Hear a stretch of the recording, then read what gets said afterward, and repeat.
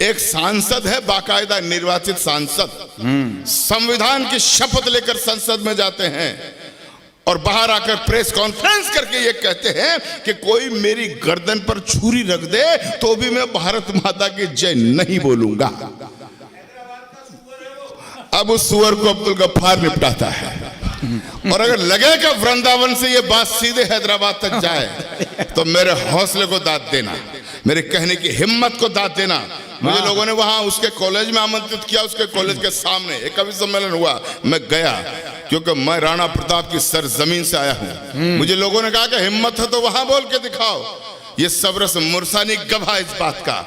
वहां भी मैंने जो पंक्तियां पढ़ी, पूरी जनता ने मेरा सैल्यूट किया, समर्थन दिया। आज मैं वृंदावन से उन पंक्तियों का पढ़ना चाहता हूं और वृंदावन के कृष्ण भक्तों की तरफ से ललकारना चाहता हूं जो भारत माता के जयकारा बोलने में भी इनकार करता है। मैं कहना चाहता हूं कि तूने कहा सुना हमने, अब मन टटोल कर सुन ले तू, और सुन सुन वो गद्दार ओवैसी, कान खोल कर सुन ले तू।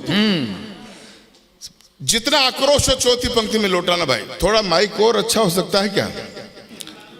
बहुत दूर तक आवाज पहुंचानी है, सुनेगा कि तूने कहा सुना हमने, अब मन टटोल कर सुन ले तू, सुन सुन वो गद्दार ओवैसी, कान खोल कर सुन ले तू, कि तुमको शायद, उठाना तालियों का सलाम, अरे तुमको शायद इस हरकत पे शर्म नहीं है आने की।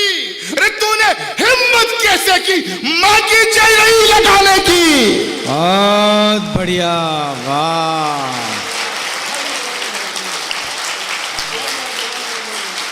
भाई वाह वाह वाह, अरे वाह बढ़िया, वाह। चार पंक्तियों पे ये जन सैलाब उमड़ गया, वाह भाई वाह। अगली दो पंक्तियों पर तो आसमान गुजा दोगे। बहुत सुंदर, वाह। भारत माता की जय। एक भारतीय मुसलमान हमारे भारत में कितना राष्ट्रभक्त हो सकता है और कितनी राष्ट्र की अपनी भक्ति में अपना कितना जोश शामिल कर सकता है। राणा प्रताप और शिवाजी से कम इनका जोश नहीं है। ऐसे यदि मुसलमान हों, इस राष्ट्र के अंदर कभी भी गद्दार घुस नहीं सकता है। मैं आपकी कविता और आपके इस बोल के लिए मैं हृदय से आपको बढ़िया धन्यवाद बढ़िया, देता हूं। वाह वाह स्वामी जी, क्या बात है, वाह। मैं कहना चाहता हूं कि तूने कहा सुना हमने। अब ए बेटे, बच्चे बैठ जा। आज वो नहीं आई जिसे तू ढूंढ रहा है, यूं देख रहा है, इधर बैठ। आज मेरी छाती पे मूंग दाल। बस उठाना मेरे साथियों, समर्थन में सलाब हो जाना चाहिए। अगली दो पंक्तियों पे मेरा दावा है एक एक श्रोता आसमान गुजा देगा, हैदराबाद तक मेरी आवाज पहुंचेगी। सुनना कि तूने कहा सुना हमने, अब मन टटोल कर सुन ले तू, सुन सुन वो गद्दार ओवैसी, कान खोल कर सुन ले तू, कि तुमको शायद इस हरकत पे शर्म नहीं है आने की। अरे तूने हिम्मत कैसे की मां की जय नहीं लगाने की? तो जिस दिन मोदी संसद में शिव शंकर बनकर डोलेंगे, तू क्या तेरे अब्बा जी भी वंदे मातरम बोलेंगे। वाह वाह वाह वाह वाह वाह वाह।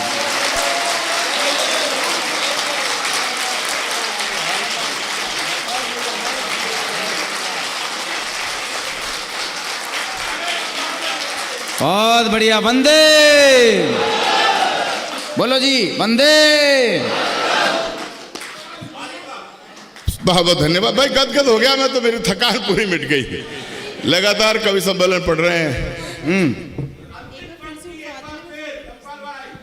हाँ सर, अंतिम पंक्ति कह के वंदे मातरम बुलवाओ, वो ये कह रहे हैं। हाँ, पंक्ति बाद में कहूंगा, पहले बोलूंगा वंदे वंदे। ये बात देखो, एक परिचय मेरा अधूरा और रह गया। कहीं आप अब्दुल गफ्फार नाम सुनकर, ये तेरी वेशभूषा देखकर कई लोग ये शायद ये समझ रहे होंगे कि आगे मियाँ जी अंडे बेचने वाले। ऐसा नहीं है। 31 दिसंबर 2008 को मैंने एक जैन मुनि की सनिधि में संकल्प लिया। तरुण सागर जी महाराज ये जैन पुत्र बैठा हुआ ये जानता है, गवाह है। तरुण सागर जी महाराज के गुरु है पुष्पदंत सागर जी महाराज। उनकी उपस्थिति में मैंने देवास में एक संकल्प लिया था 31 दिसंबर 2008 को। मेरे जीवन में भूचाल लेकर आया। तब मैंने एक व्रत लिया था कि अब अब्दुल गफ्फार तमाम उम्र संपूर्ण शाकाहारी बनकर व्यतीत करेगा। बहुत बढ़िया। और मुझे फक्र है कि मैं उस प्रण पर अटल हूं। इसलिए कहना चाहता हूं कि वो कहता साहब वंदे मातरम मुसलमान नहीं बोलते हैं। मैं पढ़ा लिखा मुस्लिम हूं, गवर्नमेंट एडवोकेट रहा हूं राजस्थान हाई कोर्ट में 12 बरस तक, पब्लिक प्रोसिक्यूटर। 1995 से 2000 तक जब भैरव सिंह शेखावत साहब मुख्यमंत्री हुआ करते थे तो मुझे भी एक बोर्ड का चेयरमैन बनाकर राज्य मंत्री का दर्जा दे रखा था। लाल बत्ती की गाड़ी की झमाझम मैंने भी देखी है, कमांडो की सुरक्षा मुझे भी मिली हुई थी। तब मैं कहता हूं कि तूने कहा सुना हमने, अब मन टटोल कर सुन ले तू, सुनो गद्दार ओवैसी कान खोल कर सुन ले तू, कि तुमको शायद इस हरकत पे शर्म नहीं है आने की। तूने हिम्मत कैसे कि मां की जय नहीं लगाने की। तो जिस दिन मोदी संसद में दोबारा बोल रहा हूं, तालियां इससे दुगनी होनी चाहिए, जिस दिन मोदी संसद में शिव शंकर बनकर डोलेंगे तो क्या तेरे अब्बा जी भी वंदे मातरम बोलेंगे। बहुत बढ़िया, वाह।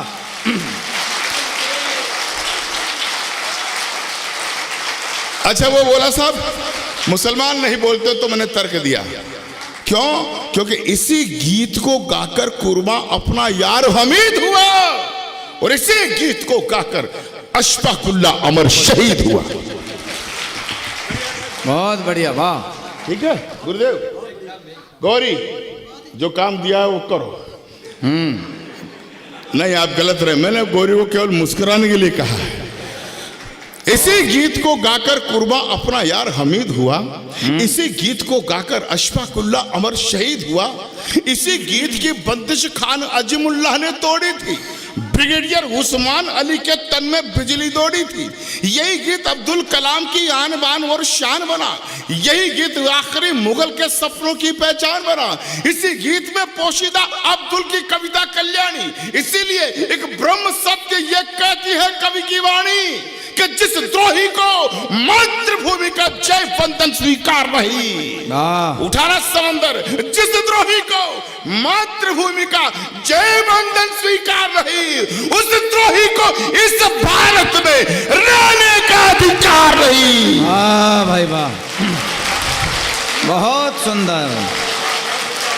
एक सवाल वृंदावन वालों आपसे पूछना चाहता हूं कि अगर सचमुच मुसलमानों के साथ दोयम दर्जे का व्यवहार किया जाता होता, अगर सचमुच मुसलमानों के साथ असहिष्णुता का व्यवहार किया जाता होता, तो आज भाई सबरस की नाइट में चतुर्वेदी जी द्वारा इस वृंदावन में क्या अब्दुल गफ्फार को बुलाया जाता?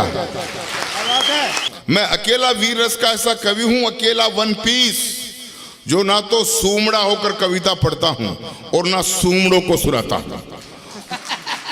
और इस परिचय पे तो आपके हाथ खुली जानी चाहिए। अकेला बोल रहा हूं, मैं कहना चाहता हूं कि किसी भी बदचलन बहकी हवा को माफ कर दूंगा, अगर जो वक्त मुश्किल का पड़ा इंसाफ कर दूंगा। किसी भी बदचलन बहकी हवा को माफ कर दूंगा, अगर जो वक्त मुश्किल का पड़ा इंसाफ कर दूंगा।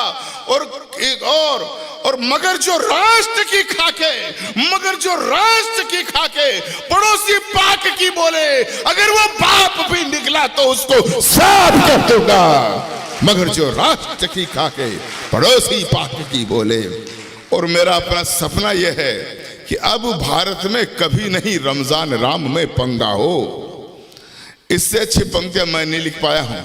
दूसरी पंक्ति इस वृंदावन को समर्पित करता हूं कि अब भारत में कभी नहीं रमजान राम में पंगा हो, और ख्वाहिश है कि वजू करूं तो लोटे में जल गंगा हो।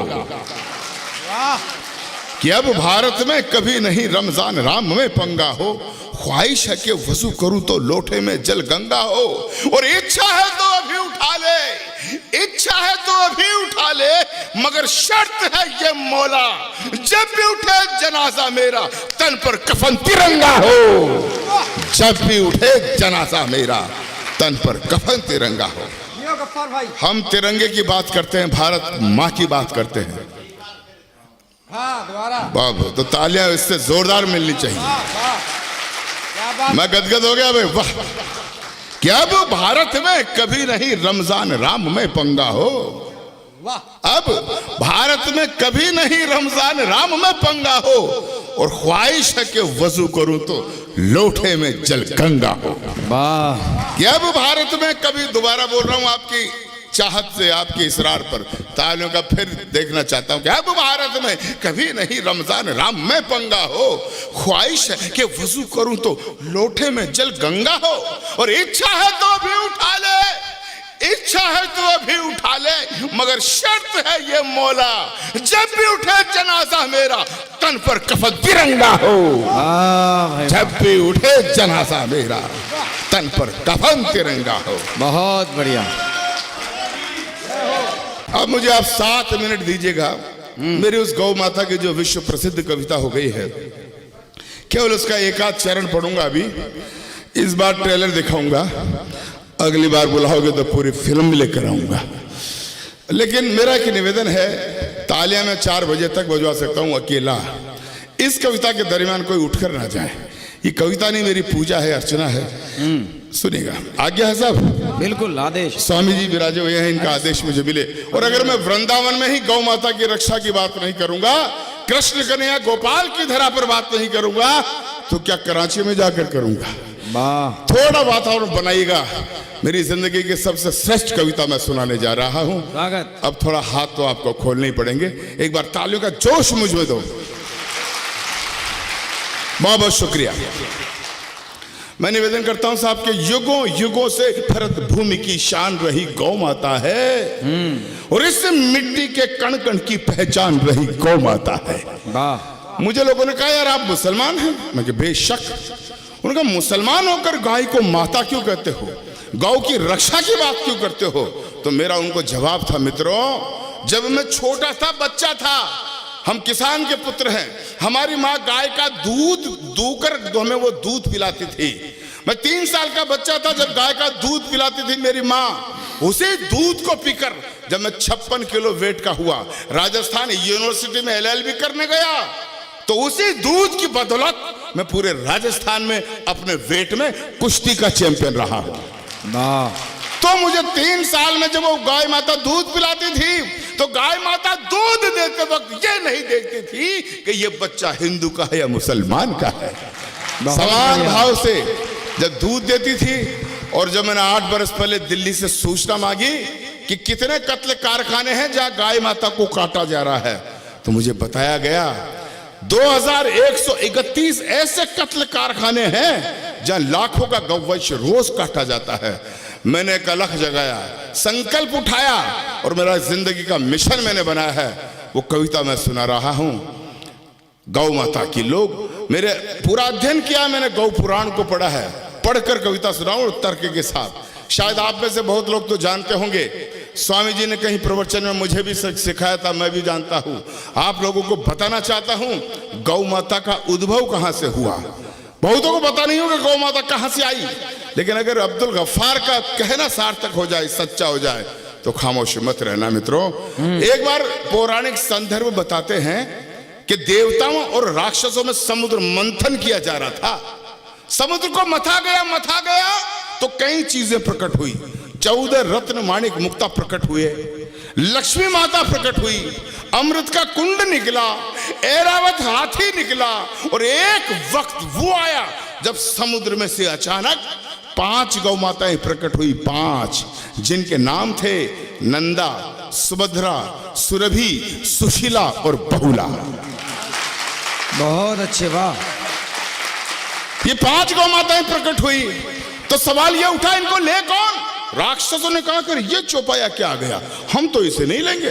देवताओं ने अनिच्छा जाहिर की, तो फिर आपकी तालियां मेरे अध्ययन को सैल्यूट मांगती है। उस वक्त धरती पर 5 महामुनियों ऋषियों के आश्रम हुआ करते थे। ऋषि जमदग्नि, भरद्वाज, वशिष्ठ, असित और गौतम, इन 5 मुनियों को एक एक गाय दे दी गई जो कामधेनु बनकर जगत का कल्याण कर रही है।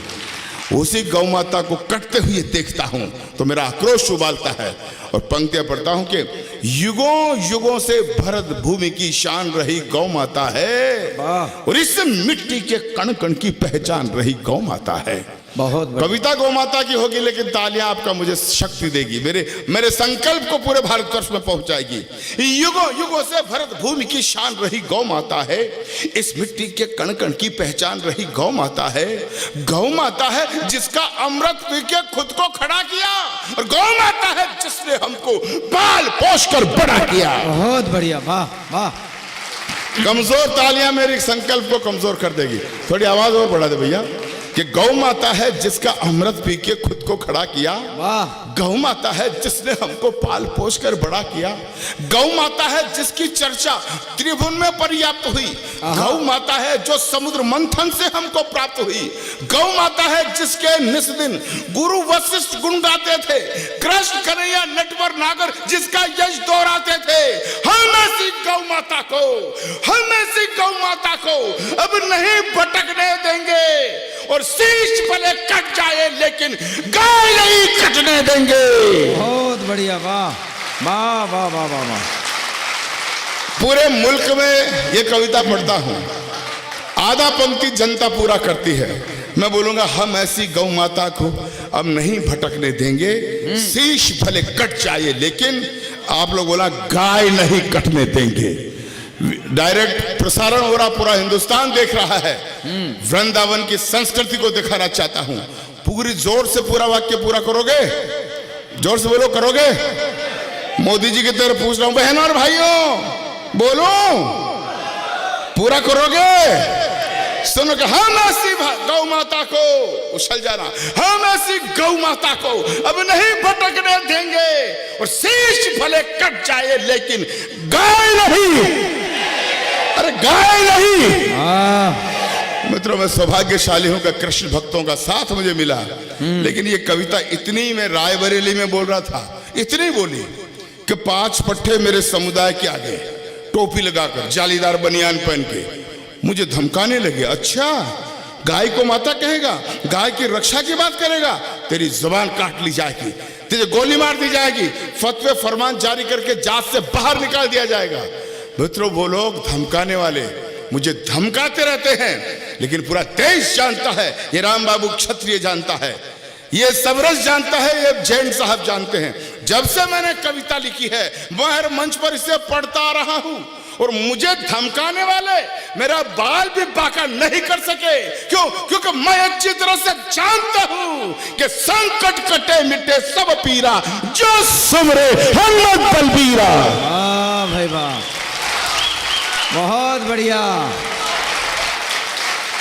तो पकड़ लिया सबको। तब कहता हूं कि जिस आंगन में गाय नहीं रहता घनघोर अंधेरा है।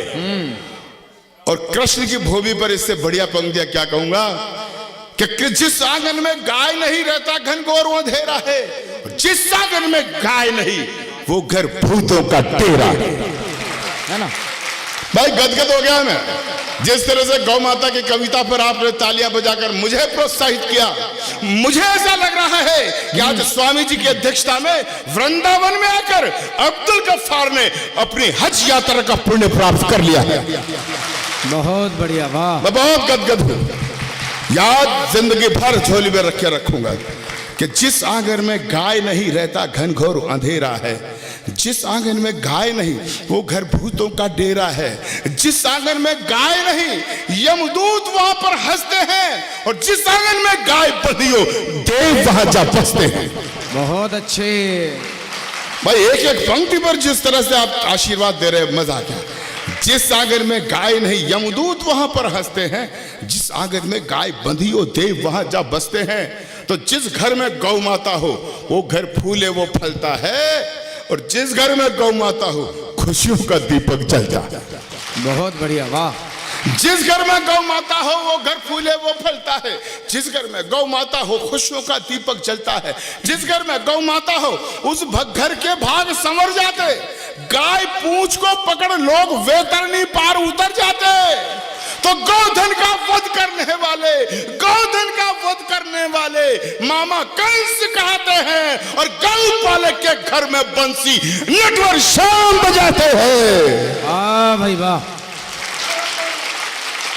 गौधन का वध करने वाले मामा कंस कहते हैं गौपालक के घर में।